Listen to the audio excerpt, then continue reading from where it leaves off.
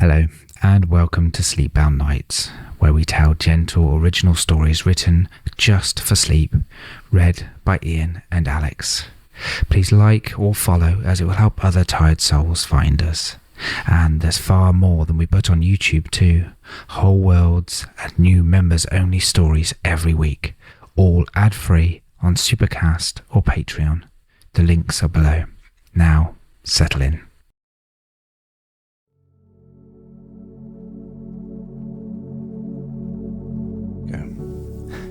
Welcome back, Sleepy Owls. This is Sleepbound Nights, and tonight we're going to be hearing The Last Lamp on Marlowe Lane by Hana Ridgewell.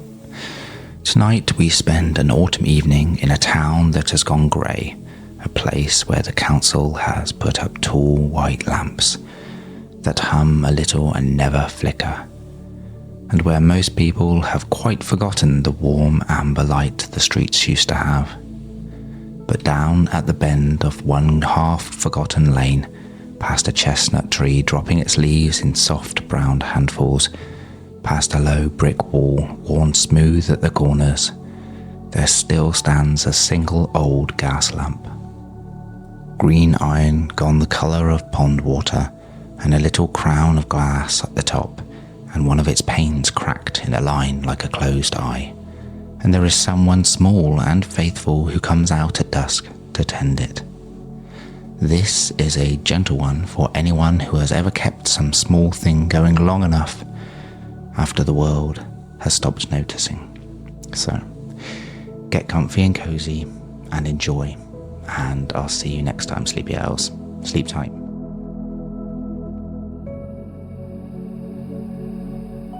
By the time the sun lets go of the rooftops, the town has already turned grey. It happens gently, the way most sad things do. The pink drains out of the west, and the chimneys go from copper to slate, and the long avenues, Pepper Street and Almond Walk and Saffron Hill, all the named and gentle streets, fill up with a light that is not really light at all. It is the new kind, the cold kind. It comes from tall white lamps that buzz a little when you stand beneath them, and it falls on everything the same, with no opinion about the dark. It does not flicker, it does not warm, it simply abolishes the night, the way a tidy person abolishes a mess, and then stands there, very pleased with itself, humming.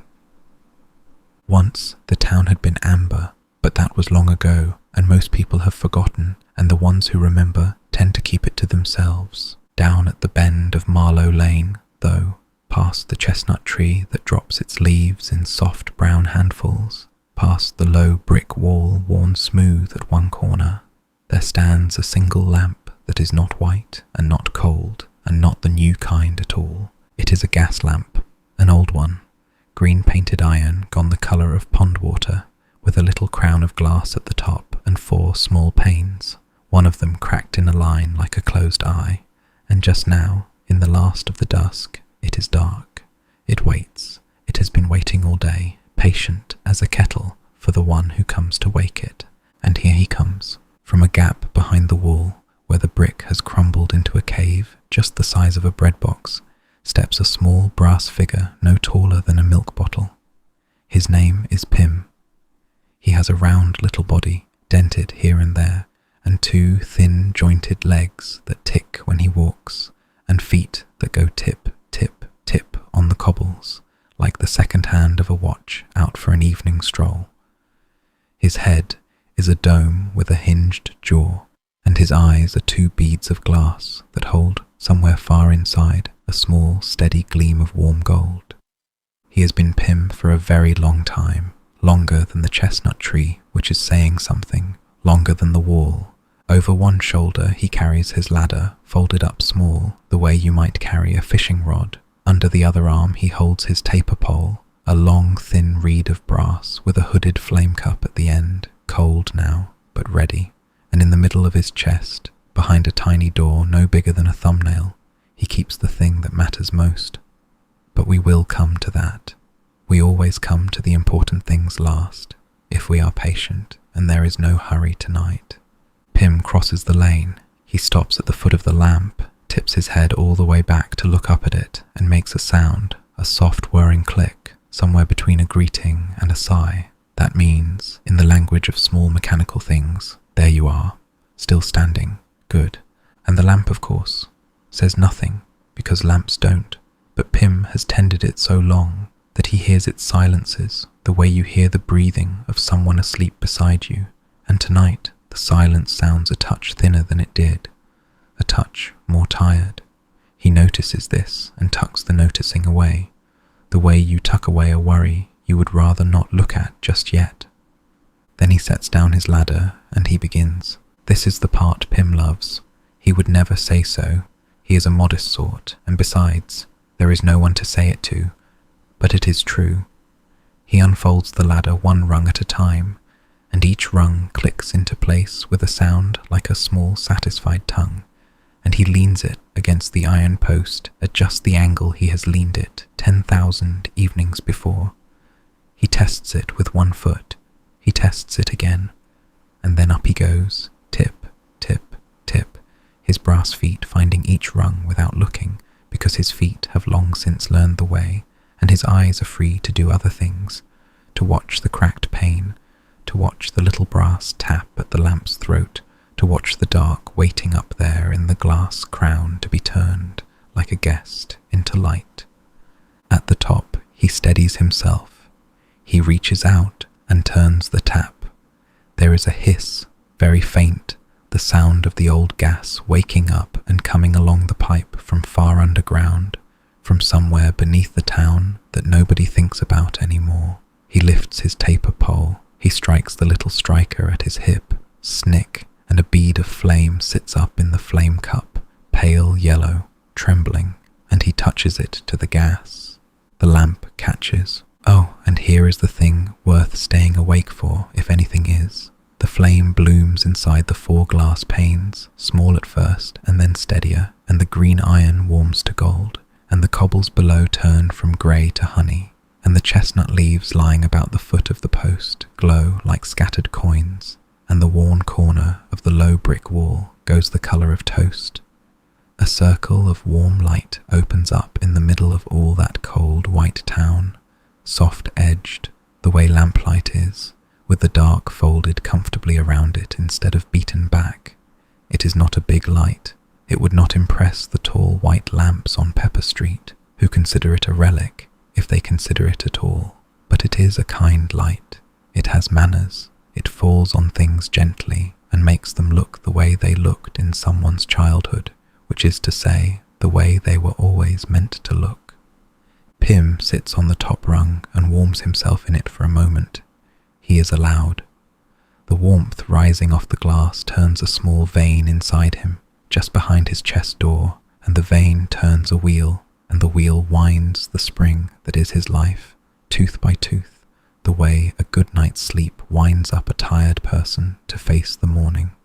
This is the bargain they have, the lamp and Pym, and it is the oldest bargain he knows. He keeps the lamp alight, and the lamp, in its turn, keeps him going. Each tends the other. Neither could carry on alone. How long have they kept it, this bargain? Longer than counting, really. But Pym counts anyway, because counting is a comfort, and because someone ought to remember. Once, and this is true, though you would never guess it now, the town had 100 lamps like this one, 100 lamps, and 100 little lamplighters to tend them.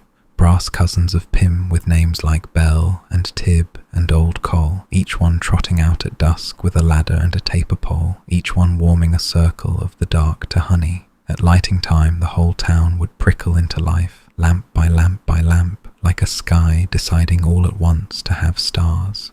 And the lamplighters would call to one another across the rooftops in their clicking, whirring tongue, and it was, Pym thinks, the best sound there ever was. The sound of a great many small things doing one good thing together. But the new light came. It came the way the grey comes at dusk, gently and then all at once. The tall white lamps went up on the big streets first, and the council capped the gas pipes one by one, and the lamps were taken down for scrap, and the little lamplighters, with no warmth left to wind them, ran slower and then stopped. Pym remembers helping carry Old Coll into a shed, when his spring finally let go. He remembers folding Cole's small hands together on his chest so he looked as though he were only resting. He remembers the door of the shed closing. He does not like to remember it, and so he does every night, because that is how remembering works when you love someone. It comes whether you call it or not. The 100 became a dozen, the dozen became 3, the 3 became 1, and the 1 is this one, the forgotten lamp at the bend of Marlowe Lane. On a corner, the new white light never quite reached, fed by a pipe the council overlooked, tended by a lamplighter nobody remembers hiring and nobody thought to retire. Pym and his lamp, the last warm circle in a town gone grey. Just the two of them now, keeping each other company against the dark, the way you do. Most nights, that is enough. Pym is not greedy. He lights the lamp, he warms himself, he climbs down, he polishes the post, he keeps one patch of the green iron rubbed to a soft shine with the heel of his hand, though no one ever looks, though the shine is for nobody, though he could not tell you why he bothers, except that a thing worth tending is worth tending properly. Then he settles in his breadbox cave behind the wall and watches the light spill out across the cobbles until the town clock strikes some late and sleepy hour, and slowly, contentedly, he lets himself wind down toward morning. That is a good night. That is most nights. All quiet, all still, the small flame keeping its small, faithful watch. But this is not most nights, because tonight, as Pym sits on the top rung warming himself, he feels the warmth come thinner than it should. He feels the little vein in his chest turn slow and stutter and turn again. He looks up into the glass crown, and the flame that ought to be standing tall and yellow is sitting low instead, hunched and bluish at its root, the way a flame sits when the thing that feeds it is nearly gone. The gas is failing. Pym has known it was coming. Of course he has. For weeks now the hiss along the pipe has grown fainter, the flame slower to catch, the warmth slower to rise. The old gas, down in the forgotten dark beneath the town, is finally running dry. There is a last of everything, even of things that seem as though they will go on forever, and Pym is wise enough to know it. But knowing a thing is coming and feeling it arrive are two different matters, as anyone who has ever waited up for bad news can tell you.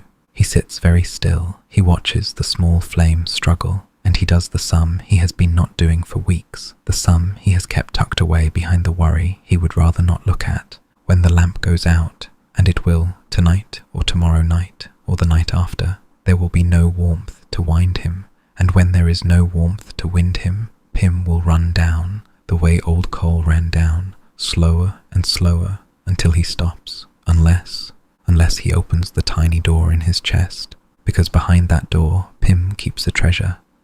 Over all his long years, every time the lamp threw off an especially bright spark, a fat gold ember that leapt from the flame and would otherwise have died on the cobbles, Pym caught it.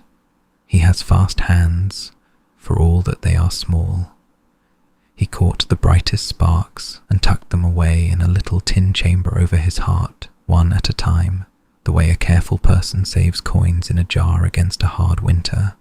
A spark, banked and kept, holds enough warmth to wind a small lamplighter for a good while on its own. It is his savings. It is the dark he keeps against the dark. And tonight, when Pym does the sum, he comes to the answer he already knew. He has been spending without quite admitting it, spark by spark, on the thinning nights to keep himself turning when the lamp could not. He has one left, one single spark, sitting in the tin chamber over his heart, warm and round and gold.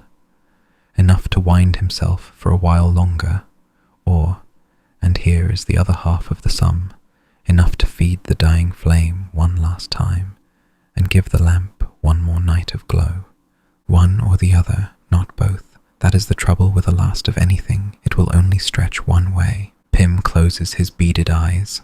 He is not a brave little machine. Particularly, he would tell you that himself if he told you anything. He is only a faithful one, and faithfulness, it turns out, is mostly just bravery that has stopped asking whether it minds. But he does not decide yet. There is no need to decide yet. The flame is low, but it is not out, and the night is young, and Pym has learned across all his 10,000 evenings that most troubles look smaller once you have climbed down off the ladder and had a moment to sit with them. So he climbs down, tip, tip, tip, and he folds his ladder, and he rubs his shining patch on the green iron post, and he settles himself at the mouth of his cave to watch the light while it lasts. And the town clock away over the rooftops strikes 9. The lane is empty, as it almost always is. Nobody comes down Marlowe Lane anymore, not at this hour.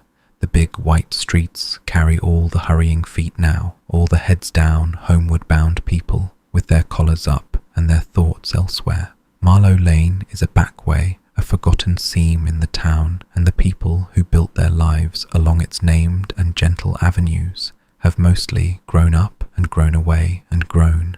Pym does not have the word, but he has the feeling of it. Grey, the way the town is grey, lit but not warm, going on but not glowing. So Pym does not expect anyone, he never does. He expects only the long, slow company of the flame and the clock and the leaves coming down, and that is the company he has had for years, and it has been enough, and he has not let himself think too hard about whether it is enough, because thinking too hard about that sort of question is no way for a small lamplighter to spend his evenings.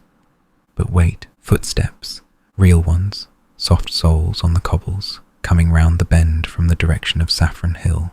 Pym sits up, his beaded eyes brighten by a hair. It has been so long since footsteps came down Marlowe Lane after dark that he half believes he is imagining them, the way a person alone too long will sometimes hear their name in the wind. But no, here she is, a woman, not young, not old, somewhere in the middle of a life, in that wide grey country where most of living actually happens. She wears a long coat, the colour of wet stone, and a scarf wound twice round her throat, and she carries a cloth bag of shopping that bumps against her knee, and she walks the way tired people walk at the end of a long day, looking at nothing, seeing nothing, her thoughts 100 miles off, and none of them happy. She has clearly come down Marlowe Lane only because it is shorter, and she means to be through it and gone in under a minute, the way you pass through a corridor. She does not look at the lamp, people don't anymore. The warm light falls across her path and she walks straight through it without a flicker of noticing, the same way she would walk through the cold white light on any other street, because to her, by now, light is just light, a thing that lets you see the pavement, nothing more, nothing to stop for. And Pym feels, he cannot help it, a small wilting disappointment, sharp as a pin, a whole circle of honey-coloured light, the last one in the whole grey town, the last warm thing he has to give, and she walks through it like a draught through a hallway. For half a tick he feels almost cross about it, which is not like him, and then he feels ashamed of feeling cross, which is exactly like him, and he settles the feeling down the way you settle a fretful child, with a sigh and a pat. She is nearly past.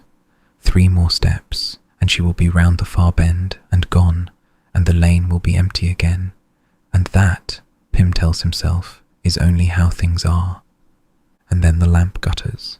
It is not Pym's doing, it is the gas, the failing gas, choosing that exact moment to stumble. The flame ducks down low, almost out, and the warm circle on the cobbles shrinks and shivers and flares back up again, dimmer now, amber going to orange, going toward the dull red of an ember. The light wavers across the lane like a candle in a draught, and it throws itself, dying, across the woman's face. And she stops as though she has walked into a pane of glass, 1 foot in the air, then down. The cloth bag stills against her knee, and slowly, so slowly, she turns her head and she looks at the lamp.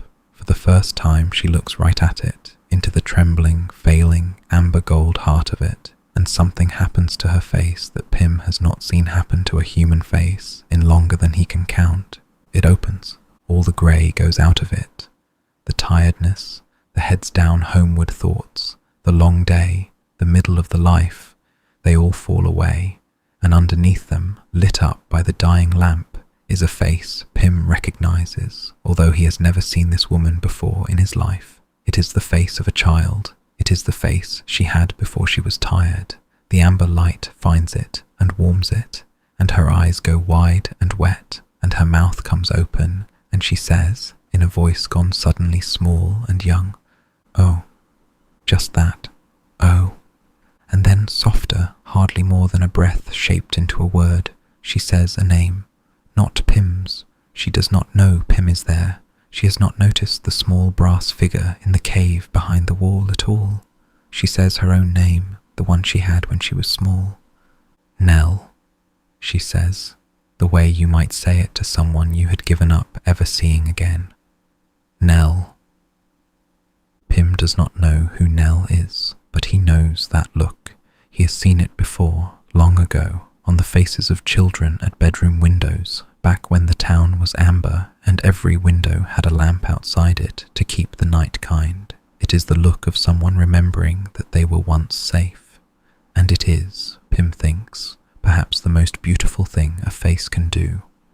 What is she seeing? Pym cannot know for certain, but the storyteller can, because the storyteller has been let in on it, and so I will tell you, softly, while the lamp still burns. She is seeing a windowsill, her own, when she was Nell and no taller than a milk bottle herself, a windowsill in a small bedroom in a house on Saffron Hill, just up the way, where she grew up so long ago she had stopped believing it had ever been real. On that sill she had kept a row of jam jars. Don't ask why. Children don't need a why.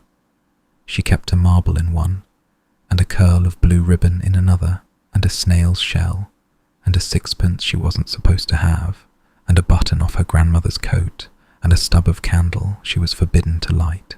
Little treasures, a whole museum of nothing, lined up along the glass.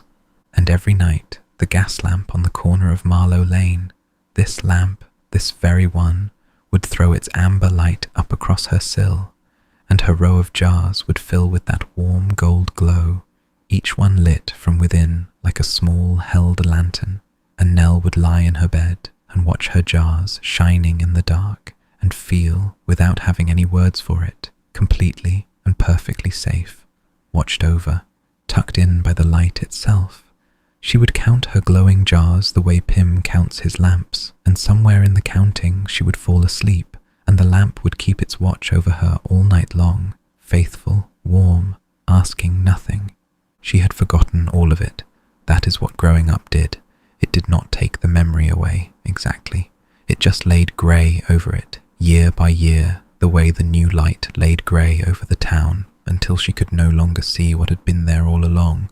And now the dying lamp has reached up out of her childhood and touched her face, and it has all come flooding back, every jar of it, and she is standing in the middle of Marlowe Lane at 9 o'clock on a cold autumn night, with shopping bumping against her knee and tears standing in her eyes, saying her own small name to a lamp.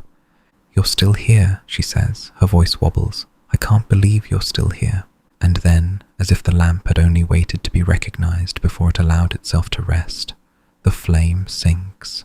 Down it goes, low and lower, the amber thinning to a feeble orange thread, the warm circle on the cobbles closing in like an eye falling shut.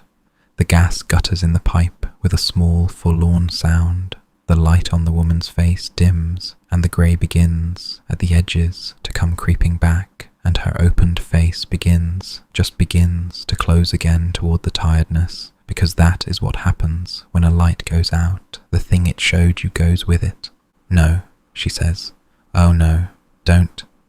But the lamp is going, and there is nothing she can do, because she does not know how the lamp works, and she does not know it must be fed, and she does not even know there is anyone there to feed it. She only stands and watches the warm thing she has just this moment found begin to disappear all over again, and her hand comes up to her mouth, and the child's face she had for one moment is being taken back from her, breath by breath.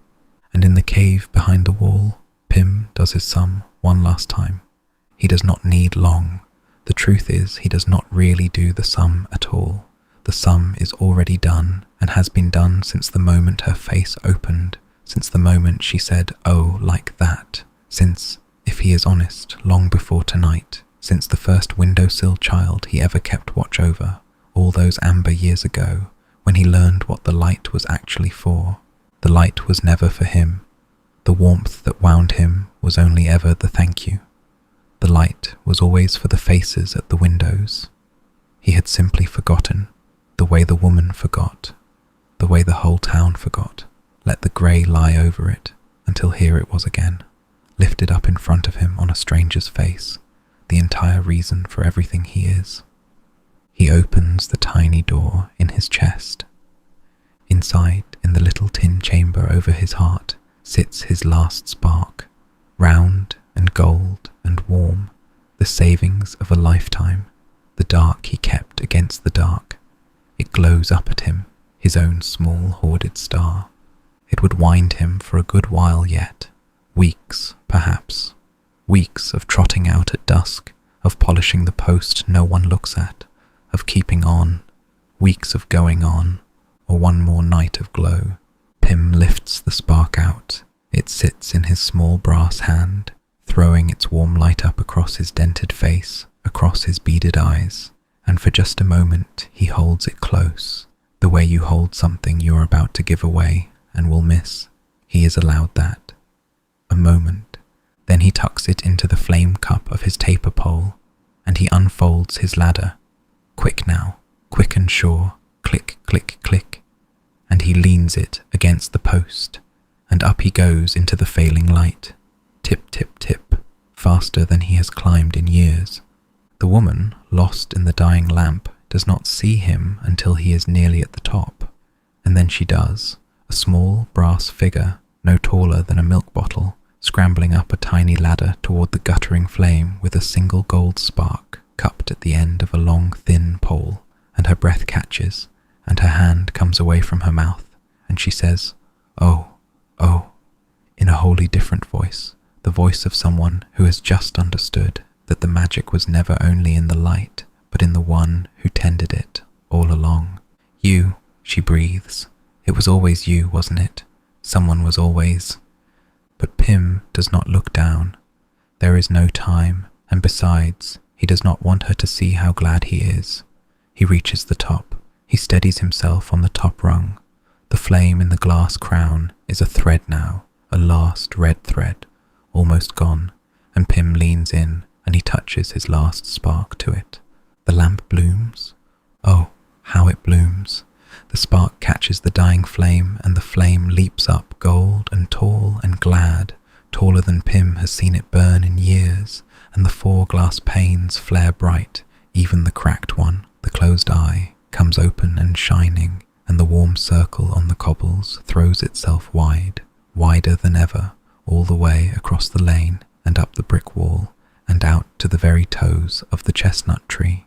The honey light pours over the woman where she stands, and over Pym where he clings to the top of his ladder, and over the whole forgotten corner of Marlowe Lane, and for one held, luminous, perfect moment, the town is amber again, just here, just this one circle of it, just the way it used to be before the grey, when a great many small things did one good thing together, and the night was kind. The woman is laughing. She is crying and laughing both at once. Her opened child's face turned all the way up into the gold, and she has dropped her cloth bag of shopping right there on the cobbles, and she does not care, and she is saying, "Thank you, thank you, thank you," to a small brass figure on a ladder, over and over, as though she had been waiting her whole grey life to find someone to say it to.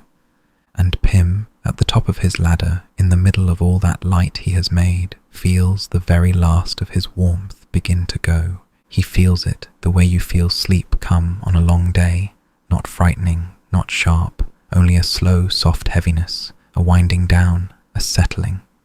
The little vein in his chest, with no warmth left to turn it, and no spark left to feed it, slows. The wheel slows. The spring he has wound and rewound 10,000 evenings begins, gently, to let go. He does not mind. This surprises him, rather. He had thought, on the thin nights, that he might mind a great deal, but here, now, with the lamp blazing gold above him, and a stranger laughing and crying his thank you down below, he He finds he does not mind at all. He has done the one good thing. The light is lit, the face is open, the bargain is kept all the way to the bottom of it. And so Pym climbs down his ladder one last time, slowly now, slow as treacle, tip, tip, tip, and his feet find each rung the way they always have, because his feet remember even now, even as the rest of him quiets. He reaches the bottom. He folds his ladder one rung at a time, each click softer than the last. He sets it against the wall. He reaches out, and on the green iron post, in the patch he has rubbed shining all these years for nobody, he lays his small brass hand flat, the way you lay your hand on the side of an old friend. The iron is warm. The lamp is warm. After all this time, on this last night, the lamp is warm again, and Pym is glad his hand is there to feel it. Then he goes, slow and content, to the mouth of his cave behind the wall, and he settles himself down at the foot of his ladder, and he folds his small hands together on his chest over the little open door, the way he once folded old coals, and he turns his beaded eyes up toward the light he made, and he lets himself wind down, the way you let yourself fall asleep when the day has been long and good and entirely finished, without a struggle, without a fear, only a slow, warm sinking into the soft of it. The town clock strikes 10. Pym hears it as if from a long way off, each chime softer than the one before, and somewhere around the 7th or 8th he stops counting, which he has never once done in all his life, and that is how you know. The lamp glows on above him, bright and gold and glad, and the small brass figure at the foot of the little ladder goes still, with his hands folded and his face turned up to the warmth, and on his dented features there is something that, if you did not know better, you might call a smile. All is quiet, all is still. The light keeps its watch, the way it always has. The woman does not know. That is the gentle truth of it, and there is no use hiding it from you now. She is so caught up in the gold, so full of her windowsill and her jars, and her own small name come back to her, that she does not see the little lamplighter settle in the dark behind the wall.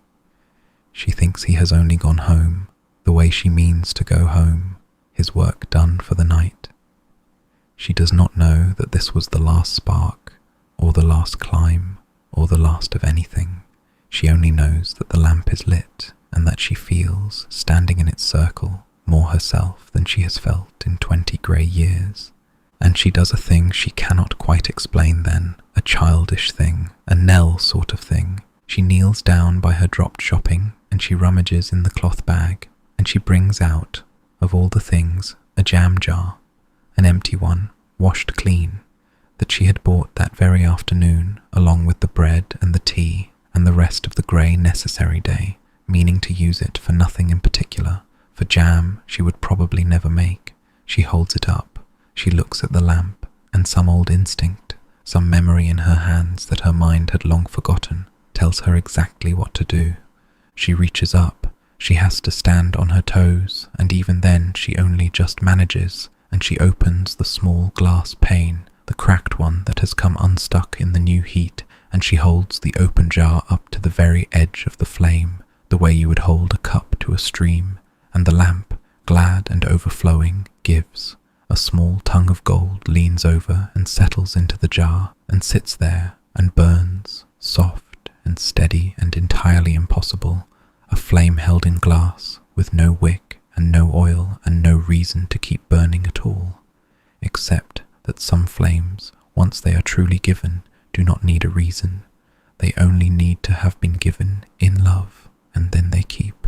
How strange. But there it is. She lowers the jar and looks at it, the warm light glowing up across her face, and she laughs again, softly, at herself, at the whole impossible night. A grown woman crouched on Marlowe Lane with a jar of lamplight, like a child who has caught a firefly, she thinks. I have lost my mind, and I do not care, and this is the happiest I have been in years. She holds the jar against her chest, where it warms her right through her wet stone coat, and she stands up, and she gathers her shopping, and she turns for home, up Saffron Hill to the house she still lives in, the same house, did I mention that? The very same, though she long ago took the jars off the sill and put curtains up and stopped looking out, with her jar of borrowed flame held close, lighting her way down the grey street, the one warm thing in all that cold white town, walking home in a tired woman's arms. She does not look back. If she had looked back, she would have seen the lamp still burning behind her, faithful as ever, and, in the dark beneath it, a small folded shape at the foot of a little ladder, gone still. But she does not look back. People rarely do going home, and so she carries her warm jar up the hill, and she does not know what she leaves behind, and we will not be cross with her for it, because she could not have known, and because she is about to learn. The night goes on, the way nights do. The clock strikes 11, and the lamp burns. It strikes the half, and the lamp burns.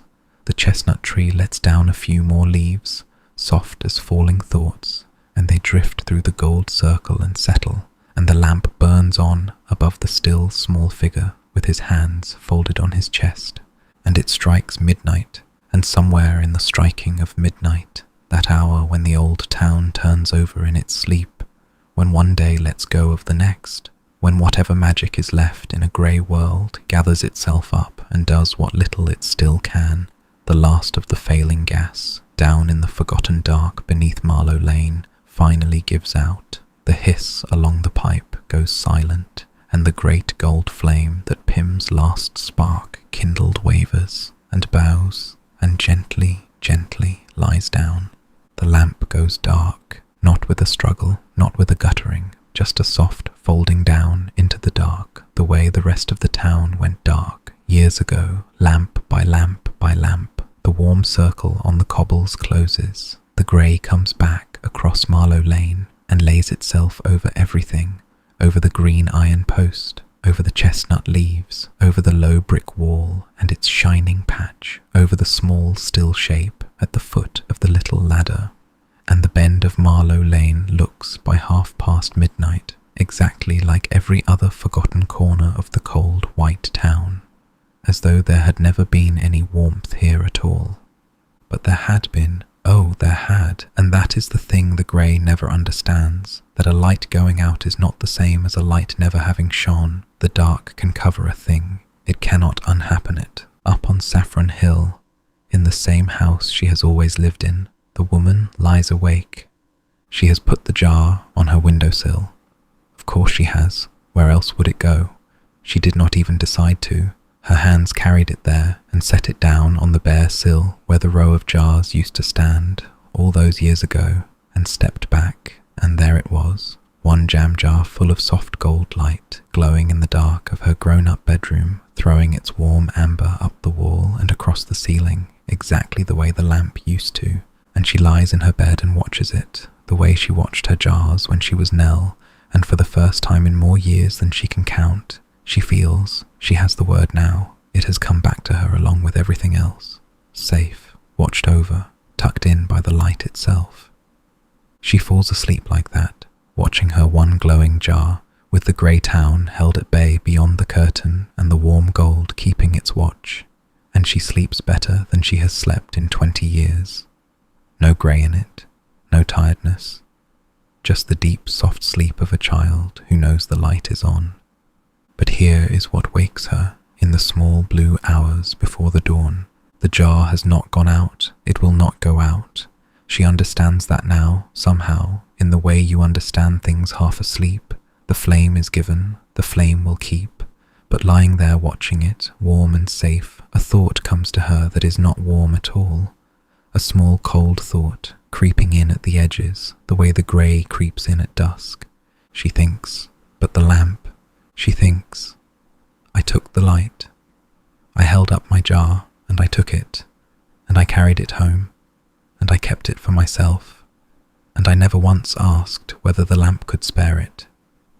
And she thinks of the little brass figure on the ladder, the one who climbed up through the dark with a single spark cupped in his hand, the one whose whole self had been bent to the keeping of that one small light.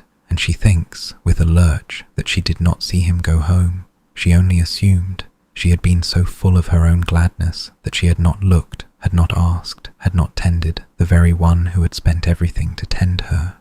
She sits up in the dark, the jar glows on the sill, and the woman who has forgotten so much remembers, all at once, the thing she has most forgotten of all, which is not the lamp and not the jars, and not even her own small name. It is that she used to know how to tend things. She did. When she was Nell, she tended her windowsill museum, turned the snail's shell to its best side, polished the sixpence, kept the marble from rolling off, lit nothing but loved everything. She was a keeper of small treasures once, a tender of overlooked things, and somewhere in the long grey business of growing up, she had decided, without ever quite deciding it, that tending was a child's game, that the world tended itself now, that her hands were for carrying shopping and her evenings were for getting through. She had let that part of herself go dark, lamp by lamp, the way the town went dark. She had forgotten she still knew how. But the hands remember. They always do. Hers had remembered the jar, hadn't they, without being asked. And now, sitting up in the blue dark, she finds them already moving, finds herself already out of bed, already pulling the wet stone coat on over her nightclothes, already taking a long, thin candle from the kitchen drawer and a box of matches, and, last of all, lifting the warm jar down from the sill. She lights the candle from the jar, the given flame leans over, glad to share, and the candle catches, gold and steady, and the woman who was Nell goes out into the last of the night with a lit taper cupped in one steady hand and a jar of kept light in the other, down Saffron Hill toward the bend of Marlowe Lane, walking quickly, walking surely, not tired at all now, not grey at all, going to tend the thing that tended her. The town is at its darkest and stillest, that hour before dawn, when even the cold white lamps seem to have run out of things to say, when the streets are emptied of everyone and everything, when the world holds its breath and waits to see whether the morning will bother to come. Her footsteps are the only sound, tip, tip, tip, though she does not notice the likeness, across the silent cobbles, the small flame in her hand throwing a wobbling circle of gold that goes with her, step for step, a little portable amber, the first warm thing to come down Saffron Hill in years. She comes round the bend, and there is the lamp, dark and grey against the greyer dark, and there, at the foot of the little ladder, she sees, and her breath catches, and she stops, and the candle trembles in her hand, the small brass figure, gone still, with his hands folded on his chest, and his face turned up toward the dead lamp. "Oh," she says, "the third O of the night, and the smallest, and the saddest. Oh, you spent it all, you spent it on me." She kneels down beside him on the cold cobbles. She does not quite dare to touch him. He is so small and so still, and his beaded eyes that she is sure were warm and gold a few hours ago are dim now, dark as the lamp above, and she understands, kneeling there, the whole shape of what he did, that the spark he carried up the ladder was not a thing he could spare at all, that it was the last of him, that he chose her windowsill and her childhood and her open face over his own going on, and chose it, she somehow knows, without stopping to weigh it, the way you only choose things you have already long since decided. And the cold thought says to her, "Too late. You came too late. He has wound down, the way little machines do, and there is no winding him back, and the lamp is dark, and the best you can do is grieve." But the woman who has remembered how to tend things does not listen to the cold thought, because she is looking now, not at the still brass figure, but at the candle in her own steady hand, the candle she lit from the jar, which she filled from the lamp, which Pym lit with the last of himself, and she sees, all in a rush, the long warm thread of it. The light is not gone, it is right here, cupped in her own palm, carried home and kept and carried back. He gave it to the lamp, and the lamp gave it to her jar, and her jar gave it to this candle, and now she knows exactly what to do. Her hands have known all along. She stands, she steadies the little ladder where it leans against the post, his ladder set there by his own hands a few hours before, and she tests it with one foot, the way she once saw him do, the way you do with a thing you mean to trust your weight to, and then, carefully, a grown woman in a coat over her night clothes in the blue hour before the dawn, she climbs. It is not a tall ladder, it was built for someone milk bottle small, but she goes up it as far as it will take her, until she can reach the glass crown, and she opens the cracked pane that has never quite shut again, and she finds the little brass tap at the lamp's throat. She does not know how she knows to turn it, but the hands know. The hands remember things the mind let go. She turns the tap, and, would you believe it, there is a hiss, faint, the faintest breath of it, but there, a last sip of gas still lingering in the old pipe, a swallow the failing line had kept back, enough for a small flame to live on if a small flame were very careful, and very loved, and very well tended. The town, it seems, was not quite as empty as it pretended. There is always a little kept back, if you know to ask, in the hour before the dawn. She lifts the candle. Her hand is perfectly steady. She notices this, distantly, and is glad of it, and she touches the given flame, the flame that has come all this long, warm way, to the waiting gas. The lamp catches. It blooms again, softer now, smaller than Pym's last great blaze, but true, but warm, but amber, and the 4 glass panes fill with gold, and the green iron warms, and the worn shining patch on the post catches the light and gleams, and the warm circle opens up once more across the cobbles of Marlowe Lane, and the woman at the top of the little ladder lets out a breath she feels as though she has been holding for 20 years, and the gold light pours over her upturned, open, no longer grey face, Nell's face, all the way back now, here to stay, and the bend of Marlowe Lane is warm again. The last lamp is lit. The watch goes on. She climbs down, slowly, carefully. She folds the candle's flame between her cupped hands and blows it gently out, because the lamp has the light now, the lamp can carry it from here, and she kneels once more by the small, still figure at the foot of the ladder. There, she says to him, soft and warm, in the gold of the light he died making, and she brought back, there now, it's lit, you can rest, I've got it, I'll keep it from here. And whether it is the warmth rising off the newly burning glass, finding the little vein behind his chest door and turning it the smallest, gentlest turn, or whether it is only the dawn coming up at last over the rooftops, grey going to pink, going to gold, or whether it is something else again, something that has no name in the language of small mechanical things or large forgetful ones either, who can say?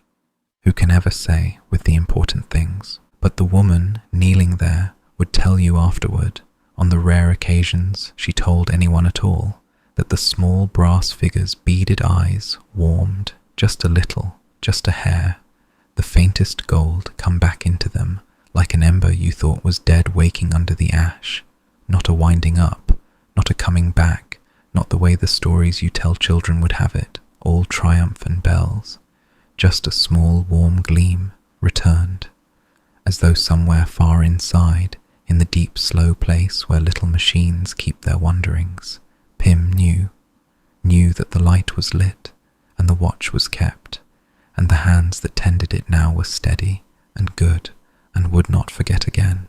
She carried him home, in the end, up Saffron Hill, cradled in the crook of her arm the way she had cradled the jar, and she set him on the window-sill where the jars used to stand, facing out, where he could see the lamp at the bend of Marlowe Lane burning gold in the dark each night.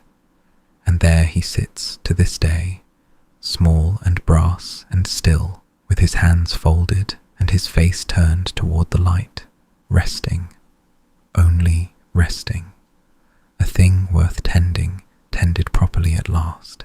And every evening, when the sun lets go of the rooftops and the cold grey comes creeping up the cold white streets, the woman who remembered how to tend things puts on her coat, not the whetstone one, a warmer one now, the colour of toast, and she walks down Saffron Hill to the bend of Marlowe Lane with a long, thin taper in her steady hand, and she climbs the little ladder, and she opens the cracked pane, and she lights the last lamp in the grey town, the way it has been lit 10,000 evenings before, the way someone small and faithful taught her without ever meaning to teach her anything at all.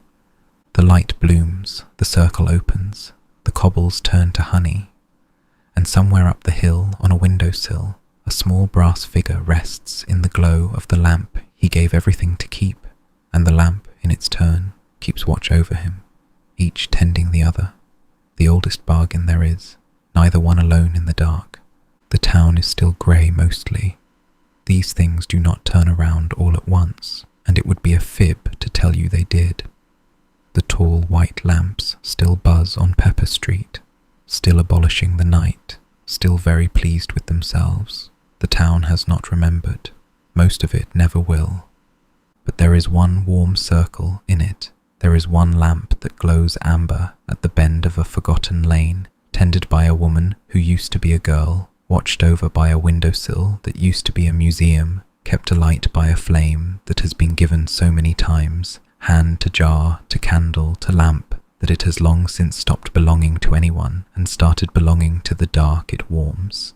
And if you are ever passing through, late, on your way to somewhere greyer, if you ever take the back way, the forgotten seam, and the gold light falls across your face, you might feel something open in you too, something you'd laid the grey over and forgotten you still had. Stop, if you do. There's no hurry. There never was. Stand in the warm a while, and let it find your face, and let yourself remember whatever it is you used to know. And then, if you've a jar on you, well, you know what to do. The lamp is lit. The watch is kept. Good night, little lamp.